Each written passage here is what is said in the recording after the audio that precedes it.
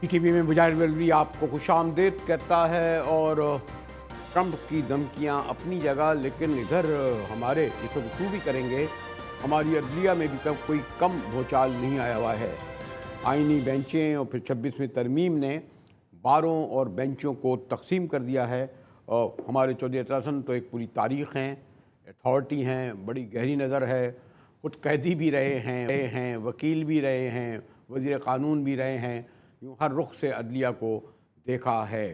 ایک نئی آئینی بینچوں کا قیام اس نے ایک نیا تنازع کھڑا کر دیا ہے کہ بالادستی سپریم کورٹ کی ہے، اور کون سا کیس کون طے کرے گا کہ وہ آئینی بینچ میں جائے۔ جوئی صاحب شکریہ، آپ نے وقت نکالا، اور جب ایسا کوئی موقع آتا ہے تو پھر رہنمائی حاصل کرتا ہوں۔ ویسے تو فیض صاحب نے کہا تھا اب صاحب انصاف ہے خود طالب انصاف، اب تو ججز انصاف مانگ رہے ہیں، اور خیر وہ ایک الگ بات وہ ہے، کہا گیا تھا کہ یہ منصف بھی تو قیدی ہیں، ہمیں انصاف کہہ دیں گے، یہ چھوڑیے۔ تو چاہیے اب یہ جو میرا خیال ہے آپ نے، میں نے کہا ایک پوری دہائیاں گزاری ہیں، یہ آئینی بینچ کا جو تصور آیا، مطلب ہم تو سپریم کورٹ سنتے تھے، یا ہائی کورٹ یا پھر سیشن کورٹ، یہ آپ سمجھتے ہیں کہ واقعی اتنے پولیٹیکل کیسز آ گئے تھے، اتنے آئینی کیسز آ گئے تھے کہ سپریم کورٹ کے پاس یہ وقت نہیں تھا، ہزاروں کی تعداد کیس تھے کہ وہ اس پہ تجزیے تھے؟ جی چوئی صاحب۔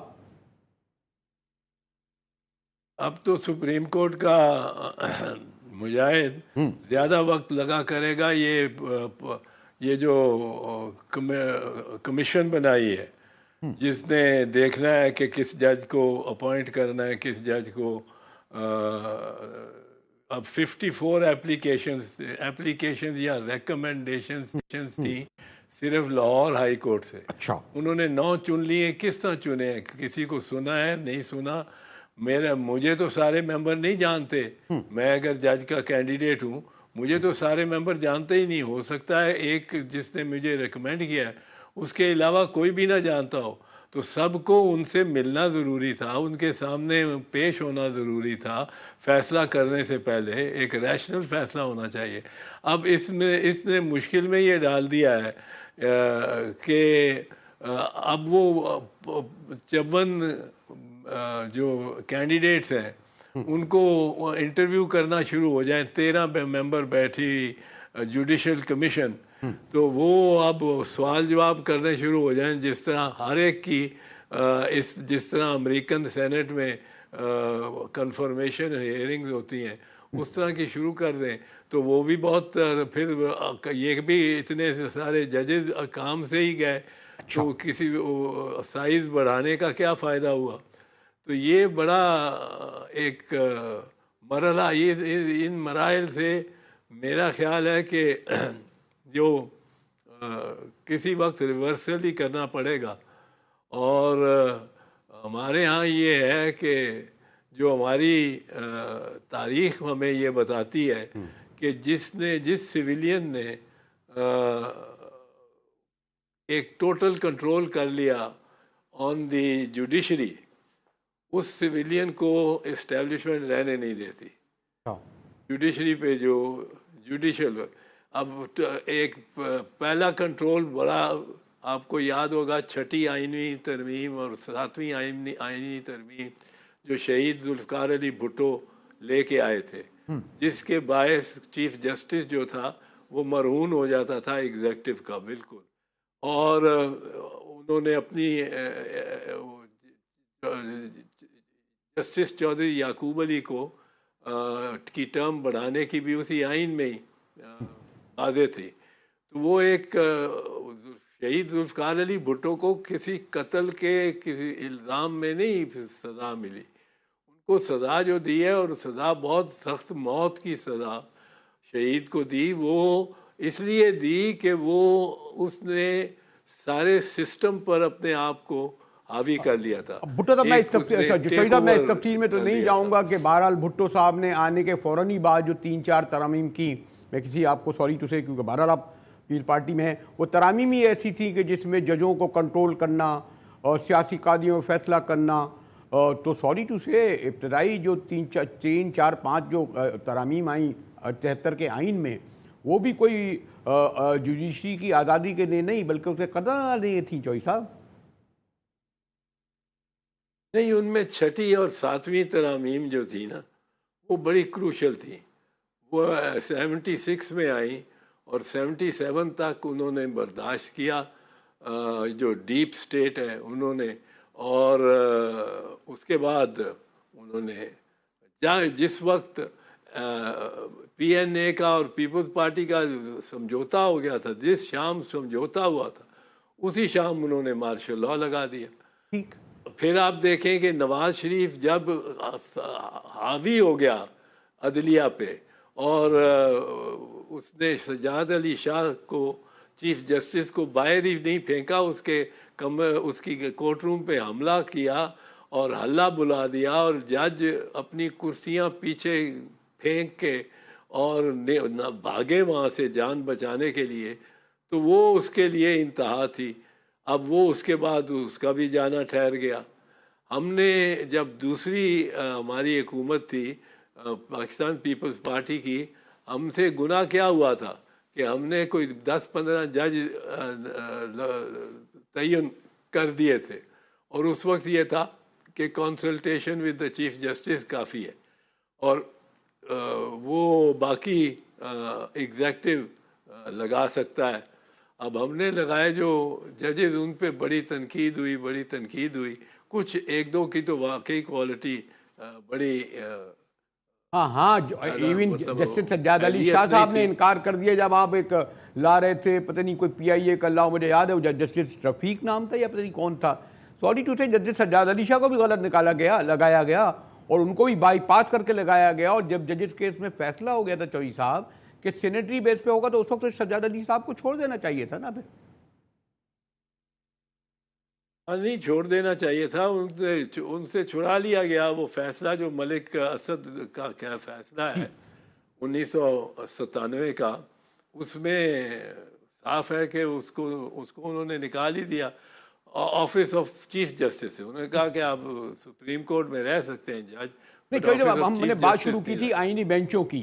میں یہ چاہ رہا تھا کہ یہ وضاحت کریں کہ آئینی بینچیں یعنی یہ کون طے کرے گا. ابھی بھی کنٹروورسی آ رہی ہے، یہ کیس آئینی بینچ میں جائے یا بیچ سپریم کورٹ میں جائے، ذرا اس کی وضاحت کریں نا چوئی صاحب.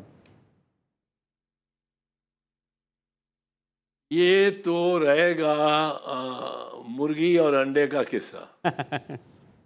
سوال اسی طرح رہے گا جیسا مرغی اور انڈے کا سوال ہے کہ مرغی پہلے آئی جس نے انڈا دیا یا انڈا پہلے آیا جس میں سے مرغی نکلی. یہ کوئی فیصلہ ان سوالات کا ایسے ہوتے ہیں جن کا فیصلہ کوئی ہو ہی نہیں سکتا. اچھا، تو اس کا نہیں فیصلہ ہو سکتا. یہ آپ اس کو چھوڑ دیں. زیادہ امپورٹنٹ جو مسائل ہیں اس میں، وہ ایک تو مسئلہ ہے کہ چیف جسٹس اسلام آباد ہائی کورٹ گورنمنٹ لگانا چاہ رہی ہے ڈوگر صاحب کو.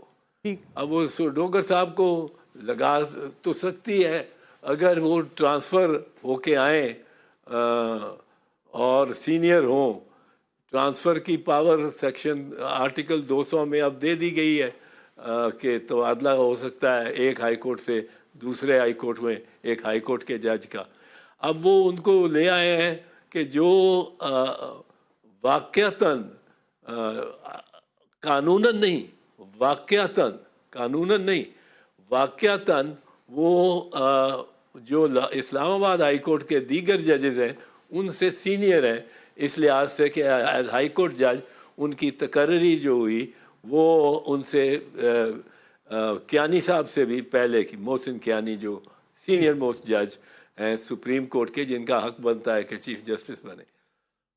لیکن اس میں اب یہ کہتے یہ جس طریقے سے انہوں نے کیا یہ جائز نہیں. طریقہ اس لیے جائز نہیں کہ ان کو حلف لینا پڑتا ہے اسلام آباد ہائی کورٹ کا. اچھا، جب انہوں نے حلف لیا تھا لاہور ہائی کورٹ کا تو اس میں وہ تھا آئی سوینسو سرفراز Dogar I hereby make oath and solemnly affirm that I will do justice, I will not be unfair, I will not be prejudiced, I will not یہ ان کا حلف سارا تھا. اس میں ساری ان کی کانڈکٹ کی ایک طرح ضمانت تھی کہ وہ کریں گے. اب ان کو آپ نے اسلام آباد ہائی کورٹ میں بٹھا دیا. اچھا اب اسلام آباد ہائی کورٹ میں وہ پابند تو نہیں اس حلف کے جو ایز لاہور ہائی کورٹ جج انہوں نے کہا تھا میں جب لاہور ہائی کورٹ کا جج ہوں تو میں یہ ساری ایمانداری سے اور کام کروں گا، اور کسی کے درمیان تعصب باندھا کسی کے خلاف میری رائے نہیں ہوگی، اور میں کسی اپنے انٹرسٹ میں کوئی کیس ہوا تو اس میں نہیں بیٹھوں گا، وہ اجتناب کروں گا، وہ کوڈ آف کانڈکٹ سارے کا اس نے حلف لیا۔ بٹ جب وہ اسلام آباد ہائی کورٹ میں اس کو بٹھا دیتے ہیں آپ، تو اس نے تو حلف نہیں لیا ہوا، اب وہ کہے گا کہ میں نے تو اسلام آباد کے ہائی کورٹ کا حلف نہیں لیا، میں تو پابند نہیں ہوں۔ اوکے اب اس کے لیے لازمی ہے، ان کے لیے لازمی ہے اچھا کہ اگر وہ اسلام آباد ہائی کورٹ کے جج بننا چاہتے ہیں تو حلف لیں اچھا اسلام آباد ہائی کورٹ کے جج کے طور پہ میں وہ ساری کنڈیشنز پوری کروں گا، اچھا اور اگر وہ حلف لے لیتے ہیں تو پھر وہ جونیئر موسٹ جج ہو جاتے ہیں اور وہ چیف جسٹس نہیں بن سکتے۔ اب یہ گورنمنٹ نے خود یہ ساری الجھنیں پھیلائی ہیں۔ اچھا 7 ججز اسلام آباد ہائی کورٹ کے اگر آپ کے خلاف ہوں اور ایک چیف جسٹس صرف اسٹرگل کر رہا ہو کہ آپ کی ہر بات کو ماننا ہے، آپ کو ہر کوشش آپ کی اور آپ کے جو مقصد ہے اس کو پورا کرنا ہے ایک چیف جسٹس، تو وہ ایک چیف جسٹس نہیں کر سکتا۔ اب آپ کیانی صاحب کو یا اورنگزیب صاحب کو نہیں بنانا چاہتے چیف جسٹس، کیونکہ وہ آپ کے ہاتھ سے گیم چلی جائے گی۔ بھائی یہ برداشت کرنا پڑتا ہے شہباز شریف صاحب، یہ برداشت کرنا پڑتا ہے، اور آپ کے پیچھے بھی جو کھڑے ہیں آپ کو سہارا دے کر ان کو بھی یہ جاننا چاہیے یہ برداشت کرنا پڑتا ہے۔ اور اگر چیف جسٹس اگر اس کی رائے آپ کے معاون نہیں ہے تو آپ دوسرے ججز ہیں وہ کوئی بیٹھے، آپ اپنی زبان کو اتنا ترش نہ کریں، مؤدبانہ گزارشات کریں، طریقے بہت سے ہیں، پر یہ تو ان کے ہاتھ میں ہتھوڑا آ گیا نا، تو یہ ہر چیز کو سمجھتے ہیں کہ یہ ایک کیل ہے۔ انگریزی کا محاورہ ہے کہ ایک بندے کے ہاتھ میں ہتھوڑا آ گیا، وہ گلاس کو بھی مار رہا ہے تو ہتھوڑا مار رہا ہے، اب وہ ہر چیز کو کیل سمجھتا ہے۔ اب ان کے پاس یہ اقتدار نہیں آیا، حکومت آئی ہے شہباز شریف صاحب کی، یہ ایک ارینجمنٹ ہے، حکومت بھی نہیں ہے، یہ ایک ارینجمنٹ ہے۔ اس ارینجمنٹ میں آپ کے ہاتھ میں ایک ہتھوڑا آ گیا کہ آپ نے 23ویں آئینی ترمیم پاس کر لی۔ اب 23ویں آئینی ترمیم اس کا کیا بنتا ہے قانوناً، میں اسیوم کر رہا ہوں کہ وہ ویلڈ ہے۔ اب اس آئینی ترمیم کو آپ ایک بے انتہا غیر متوقع سمت لیے جا رہے ہیں کہ آپ کہہ رہے ہیں کہ ہم 4-5 ہائی کورٹس کے اس طرح کریں گے کہ 5 ہائی کورٹس کے ہم خود چیف جسٹس فیصلہ کریں گے کہ وہ چیف جسٹس کون ہوں گے، اور جو چیف جسٹس آف پاکستان ہے اس کو تو ناکارہ آپ نے پہلے ہی کر دیا، وہ ناکارہ ہے۔ اچھا لیکن شویتا ایک بات تو ہے نا، آسان ہمیں یہ بتائیے نا کہ یہ سب کچھ تو ججز حضرات ہی کر رہے ہیں نا۔ پہلے ہم یہ کہتے تھے جی وہ اسٹیبلشمنٹ کا دباؤ کے تحت کرتے ہیں، جیسے ضیاء الحق کے دور میں وہ یہ کرتے ہیں۔ اب تو آپ کے شاید میخانی جو نئی بریڈ نکلی ہے ججوں کی جو پچھلے 10-15 سال میں، اس میں وہ مزاحمت نہیں ہے، وہ انکار نہیں ہے، یعنی اس میں آپ دوش ہم کیوں دیں شہباز شریف کو یا حکومت کو؟ وہ ججز تو خود تصریح میں خم کیے بیٹھے ہیں اکثریت میں کہ ہم اپنے راستے سے اس کو نکال دیں، ہٹا دیں۔ ججز کا جی ججز کا بہت اس میں کردار ہے، بہت زیادہ کردار ہے، پر وہ ججز پہ میں آنے والا تھا، کیونکہ ججز کے تو بغیر تو ہو ہی نہیں سکتا۔ میں آپ کو بتاؤں، یہ میری نگاہ میں یہ وہ وقت ہے جب رشیدی ججز، منیری ججز، جسٹس منیر کی ٹریڈیشن لے کے چلنے والے، اور کارنیلین ججز جو کارنیلیس کی ٹریڈیشن کو لے کے چلتے ہیں، یہ آج اب سامنے آنے والا ہے۔ میں پہلے کئی دفعہ کہہ چکا ہوں کہ یہ کارنیلیس اور تا حیات اور نسلیں یاد کریں گی کہ ہمارا، اور لوگ ان کے جو وارث ہوئے وہ کئی شرمندہ ہوں گے اگر کوئی منیری جج ہوا، تم تو منیری جج کی اولاد ہو،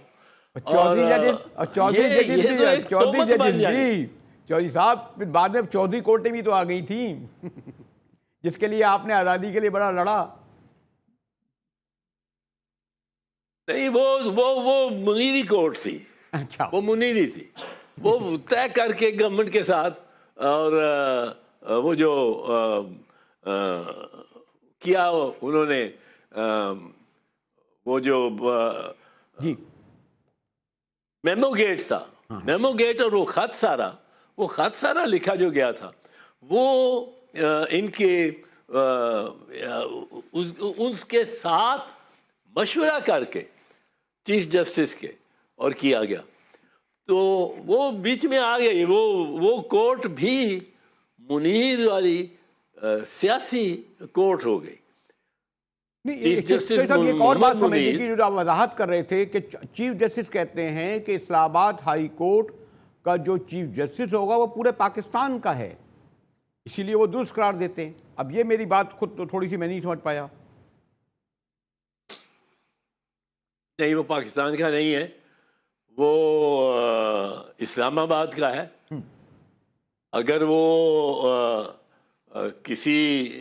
کوئی فیصلہ دیتا ہے تو اس کا اطلاق، اس کو کہتے ہیں ججمنٹ ان ریم، کہ جو ساری سب کو اپلائی کرتی ہو، اس کا اثر جو ہے، اس کا جو اس سے جو نتائج نکلنے ہیں وہ سارے پاکستان کو لگیں گے. چاہے high court Lahore high court کرے، کراچی ہائی کورٹ کرے، کوئی بھی ہائی کورٹ کرے، وہ سارے پاکستان کو اس پہ وہ پابند ہوتا ہے اس کا، انٹل اس سے یا کوئی ڈیفر نہ کرے یا سپریم کورٹ اس کو سیٹ اسائیڈ نہ کر دے. ایک اور چوہدری صاحب، ایک وجہ یہ نہیں ہے کہ جو آپ کی بات، چوہدری صاحب آپ کی جو باریں تھیں نا ماشاءاللہ، جس میں آپ سپریم کورٹ کے صدر تھے، جب تحریک چلی تو سب اکٹھے ہو گئے. ایک اور جو مشکل آپ پڑی کہ اب سپریم کورٹ بار جیسی ایسوسیشنیں ہیں اور ہائی کورٹیں تقسیم ہو گئیں، وکلا تقسیم ہو گئے، اور اس لیے آپ نے دیکھا ہوگا کہ حامد خان کئی بار میدان میں اترے اور بھی اترے، کوئی مؤثر تحریک نہیں چل پا رہی، نہیں ہو پا رہا مارچ. باریں بھی تو آپ کی ماشاءاللہ اب وہ نہیں رہی نا چوہدری صاحب جو ماضی میں جو ہلا دیتی تھی. مجاہد، بات یہ ہے کہ باروں کا جہاں تک تعلق ہے، بار ایسوسیشنز کا، بار ایسوسیشنز میرے خیال میں ان کو متحرک کیا جا سکتا ہے، اور لیکن وہ اس کے لیے جس کے لیے میں لڑنے کو نکلوں گا وہ بھی کچھ آدمی کھڑا رہے نا، وہ بھی کچھ اپنے فیصلوں سے یہ ثابت کرے کہ میں ریزسٹنس کر رہا ہوں، میں مزاحمت کر رہا ہوں، میں بیٹھا ہوں یہاں پر مزاحمت کر رہا ہوں. آپ یہ دیکھیں فرق،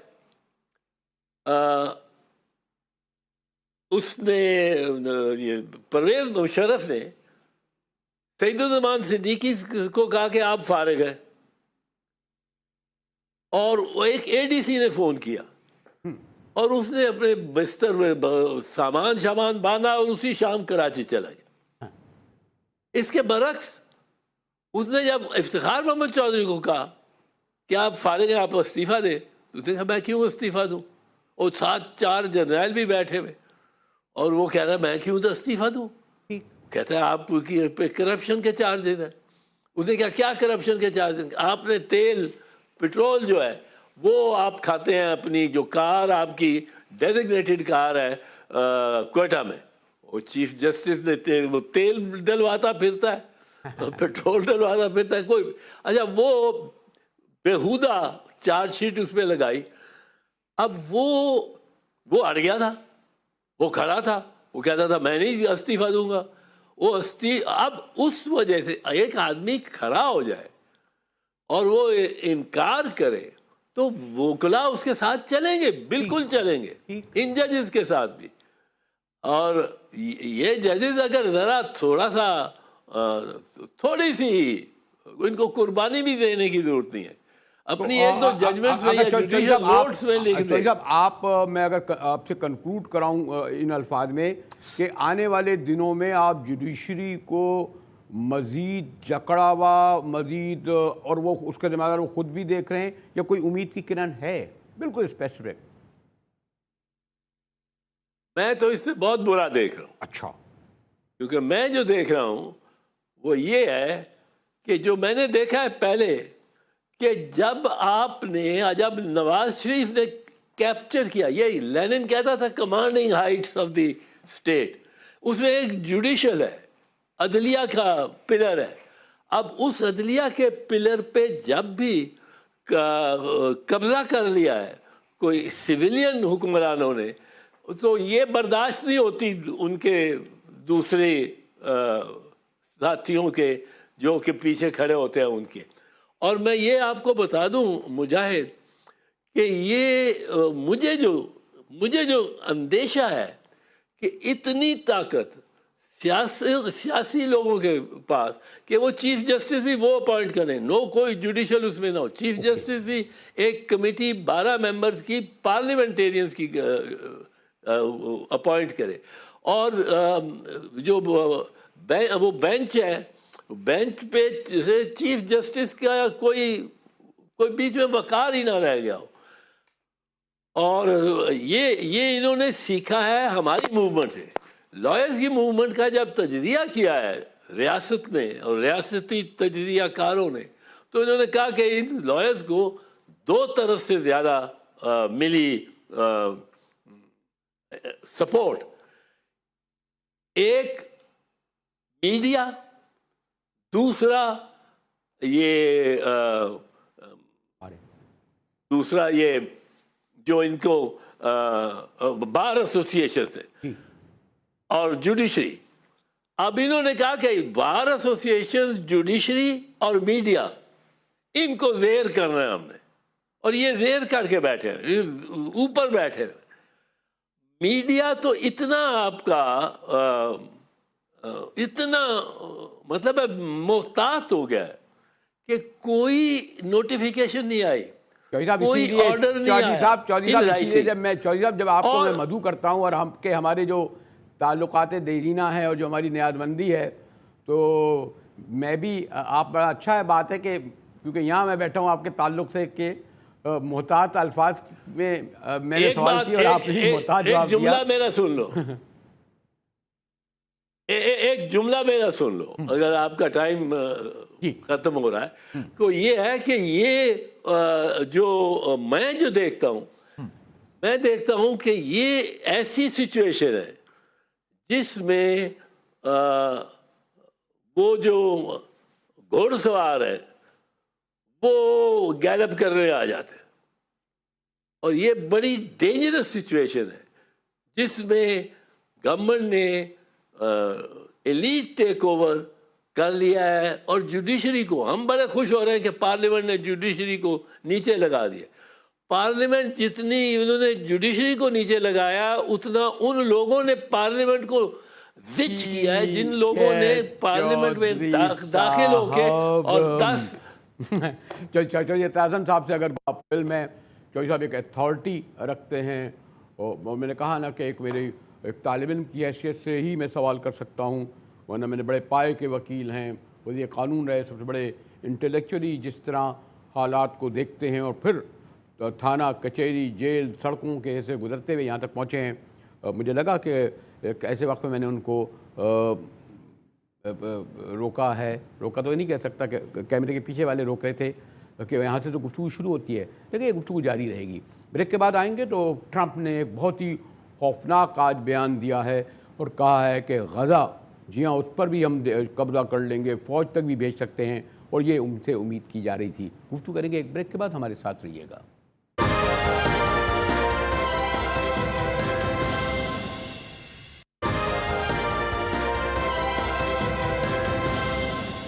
کوئی غیر متوقع نہیں ہے کہ ہمارے ڈونلڈ ٹرمپ اختیار میں آنے سے پہلے ہی یہ کہہ چکے تھے کہ وہ دنیا کو تبدیل کریں گے، انہوں نے جو بڑے بڑے کوئی باتیں اور دعوے کیے تھے، آپ یہ دیکھیں نا کہ مہینہ نہیں ہوا کہ تقریباً 46 ایگزیکٹو آرڈر اب تک نکال چکے ہیں، اور اب تو انہوں نے کہا غزہ کے حوالے سے جو کچھ کہا، پھر غیر ملکی تارکین لاکھوں کی تعداد نکالے گئے، تو کہا یہی جا رہا ہے کہ ٹرمپ کے آنے کے بعد دنیا تبدیل ہوتی نظر آئے گی۔ ہمارے ساتھ ڈاکٹر سائرہ عباسی ہیں، ان کی بڑی گہری نظر ہے۔ سائرہ، آپ کا شکریہ۔ جو ٹرمپ کہتے تھے اب انہوں نے کر بھی دکھایا۔ آپ نے دیکھا ہوگا کہ لاکھوں تارکین وطن جو ہیں وہ گرفتار ہو رہے ہیں، ڈپورٹ ہو رہے ہیں۔ پھر غزہ پہ آج جو ان کا اسٹیٹمنٹ کہتے ہیں فوج تک اتاریں گے، تو کوئی غیر متوقع تو نہیں ہے ڈاکٹر سائرہ عباسی؟ دیکھیں جی، اس کو ٹرمپ کی پالیسیز کو دیکھنے کے بہت ساری ڈائمینشنز ہیں۔ فرسٹ آف آل تو ہمیں یہ دیکھنا ہے کہ ڈیورنگ ہز کیمپین جو وہ اپنی الیکشن کی مہم چلا رہے تھے، اس کے اندر ہی made a lot of promises, تو وہ پرومسز کو فلفل کرنے کے لیے just to show to their public انہوں نے آلموسٹ 46 ایگزیکٹو آرڈرز سائن کر دیے سنس ہی assumed the power in the presidential office۔ تو ایک تو یہ ہے کہ ان کو آف کورس اپنی جو پرومسز انہوں نے کیے ہیں اور جو کمٹمنٹس کی ہیں اپنی پبلک کے ساتھ and to the larger extent جو اپنے ایلائز کے ساتھ انہوں نے کیا ہے، تو وہ ان کو فلفل کرنا ہے، ایک سمبولکلی ان کو بھی یہ چیزیں کرنی ہیں۔ ناؤ کیا وہ ہر ایک آرڈر پہ امپلیمنٹ کر سکتے ہیں؟ آئی ڈونٹ تھنک سو، کیونکہ بہت ساری چیزوں کے لیے کانگریس کا اپروول چاہیے ہوتا ہے، بہت ساری چیزیں جو ہیں وہ کورٹ میں جو ہے ان کو چیلنج کر دیا گیا ہے اور کر دیا جا سکتا ہے۔ So it's not easy thing کہ یونیلیٹرلی اور سنگل ہینڈڈلی جو ہے وہ پریزیڈنٹ ٹرمپ جو ہے وہ ساری چیزوں میں چینجز لے کر کے آ سکیں، کیونکہ آپ دیکھیں کہ ابھی جو انہوں نے اناؤنس کیا تھا ریگارڈنگ دیئر ٹریڈ پالیسی، جس پہ انہوں نے ٹیرفس لگائے تھے، تو اس کو ابھی انہوں نے ہالٹ کر دیا فور 1 month، بیکاز بہت ساری چیزیں ایسی ہیں جو پریکٹیکلی پاسبل نہیں ہیں۔ لیکن اب اگر چلے ہم اگر سائرہ ہم چلے ورلڈ ویوز تو ہوتا ہے، لیکن غالباً ہم اپنے طور پر اگر دیکھیں یہ زیادہ فکرمند ہیں، اور کیا پاکستان ان کی ترجیحات میں ہوگا؟ اور جب میں پاکستان کی بات کرتا ہوں تو اس کا مقصد ہے ڈیورنگ لائن، یعنی اس کے اس طرف افغانستان بھی ہے، پھر ساتھ میں ایران بھی ہے، اور یہاں ایک آپ کو علم ہے کہ ایک پراکسی وار بڑے پیمانے پر ہو رہی ہے۔ آپ ایک وقت تھا نا کہ افغانستان کتنا اہم تھا، انہوں نے ملیہ میٹ کر دیا اسامہ بن لادن کو مارنے کے لیے، دنیا تبدیل ہو گئی کہتے ہیں جی اس کے بعد 9/11 کے بعد۔ اب کیا ان کی ترجیحات میں ہوگا یا ہے اس وقت یہ ایریا ہمارا ریجن؟ دیکھیں جی، ایک چیز جس کے بارے میں ہمیں جس کے بارے میں سبھی لوگ جانتے ہیں کہ ٹرمپ جو ہے وہ بہت ہی انکنونشنل قسم کے لیڈر ہیں، ہی از ناٹ ٹپیکل پالیٹیشین، اور ان کی جو اپروچ ہے ریگارڈنگ فارن پالیسی وہ بھی بڑی ہی انکنونشنل ہے اور ٹرانزیکشنل ہے۔ ٹرانزیکشنل ان دا سینس کہ وہ آپ کا جو سوال تھا کہ پاکستان کی اس میں کیا چیز ہے، تو وہ دیکھیں گے کہ پاکستان ان کو کیا آفر کر سکتا ہے۔ فار انسٹنس پاکستان جو ہے وہ کاؤنٹر ٹیررزم میئرز میں امریکہ کی جو ہے وہ کہاں تک اس کو جو ہے وہ ہیلپ آؤٹ کر سکتے۔ تو ہمیں یہ دیکھنے کی ضرورت ہے، جو اس میں بہت اہم نقطہ ہے وہ یہ ہے کہ گورنمنٹ آف پاکستان ان کو کیا آفر کر سکتی ہے، ہم لوگ ان کو کیا آفر کر سکتے ہیں، اور اسی تناظر میں ہم جو ہے وہ اپنے، اور ہم بہت ساری چیزوں میں پھر ہم کو بھی دیکھنا پڑے گا کہ ہم یونائٹڈ اسٹیٹس کے جو انٹرسٹ ہیں جو انڈر ٹرمپ ایڈمنسٹریشن، ان کے ساتھ ہم اپنے انٹرسٹ کو کیسے الائن کر سکتے ہیں at the first place. Regarding Afghanistan issue, آپ کو پتہ ہے کہ یہ ایریا ٹو ون وے اور دا ادر وے ایک اہم ایریا ہے ڈیو ٹو ویریس ریزنز۔ ایک تو کاؤنٹر ٹیررزم میئرز کی وجہ سے، کنٹینمنٹ آف چائنا کی وجہ سے، ایون رشیا کی وجہ سے۔ سو افغانستان اور پاکستان ایک ایسا علاقہ ہے جو ہمیشہ سے ایک اہم علاقہ رہا ہے، اور اگر فی الحال کے لیے تو آئی تھنک ٹرمپ ایڈمنسٹریشن کا جو فوکس ہے وہ زیادہ یوکرین وار کے اوپر ہے اور وہ مڈل ایسٹرن سچویشن کے اندر ہے، کیونکہ ایک ریزن جو بائیڈن کے اگینسٹ گیا ہے الیکشن کیمپین میں اور اس کی پارٹی کے، اس کی جو بیسک ریزن ہے وہ کرٹیسزم ہے، ڈومیسٹک اور انٹرنیشنل کرٹیسزم ہے جو فیس کرنا پڑا بائیڈن ایڈمنسٹریشن کو over the issue of Israel and Palestine. اگر سائرہ آپ سے، سوری سائرہ باجی صاحبہ، اگر میں لاسٹ آپ سے کنکلوڈ کروں، I don't want to indulge you in local in domestic politics, اور وہ بھی بڑی کنٹروورشل ڈومیسٹک پالیٹک پارٹی، تو پاکستان کی ترجیحات کے حوالے سے آپ نے کہہ دیا، لیکن بانی تحریک کے حامیوں نے بھی بڑی آس لگا لی تھی۔ خبر یہ آ رہی ہے کہ واشنگٹن میں بھی ان کو بڑی اچھی پوسٹیں مل رہی ہیں۔ ہاؤ کین دے انفلوئنس اسلام آباد اینڈ یوز ٹرمپ کارڈ اور government? Well, I also not prefer to talk about the domestic politics, but still, کچھ چیزیں ایسی ہیں جو ہم theoretically جن پہ بات کر سکتے ہیں. For instance, جیسے PTI جو ہے, of course, ایک tug of war جو ہے وہ چل رہا ہے between the government and the PTI. So point اور پولیٹیکل اسکورنگ کے لیے بہت ساری چیزیں جو ہیں وہ کی جاتی ہیں، سم ٹائمز لابنگ کی جاتی ہے. تو فی الحال جیسے میں نے پہلے کہا کہ نتھنگ از کلیئر. ابھی ان کی بھی جو کیبنٹ ہے وہ فارم ہو رہی ہے، ان کی بھی پولیٹیکل اپوائنٹیز ابھی ٹرمپ کیبنٹ کی جو ہے یا ان کی ٹیم جو ہے ابھی وہ فارم ہو رہی ہے. ابھی ایک کلیئر کٹ پالیسی جو ہے وہ کسی چیز پہ بنی نہیں ہے، تو کوئی بھی چیز کو پریڈکٹ کرنا قبل از وقت ہوگا انلیس کہ ہمارے سامنے ایک پراپر پالیسی ٹرمپ ایڈمنسٹریشن کی نہیں آ جاتی ہے. تو میری اس بارے میں یہی رائے ہے کہ مجھے لگتا ہے کہ ابھی یہ ایک پولیٹیکل سکورنگ کے لیے اور ان چیزوں کے لیے زیادہ ہو رہا ہے ایز کمپیئر ٹو کہ اس کا کوئی حقیقی کوئی اس میں چیز ہے. شکریہ سائرہ عباسی، آپ کے انٹرنیشنل امور پر آپ کی بڑی گہری نظر ہے، اور واقعی ٹرمپ نے جو کہا تھا اور جو ہم دیکھ رہے ہیں کہ ایسا لگتا ہے کہ ٹرمپ اپنے دور اقتدار میں اس دنیا میں ضرور بڑی تبدیلی لائیں گے، کہ کہتے ہیں نا کہ جی غزہ کو ختم کر دیں گے، فوجیں اتاریں گے، لیکن دیکھیے انتظار کر رہے ہیں. اسی کے ساتھ ہی GTV سے مجاہر بیلی کو اجازت دیجیے.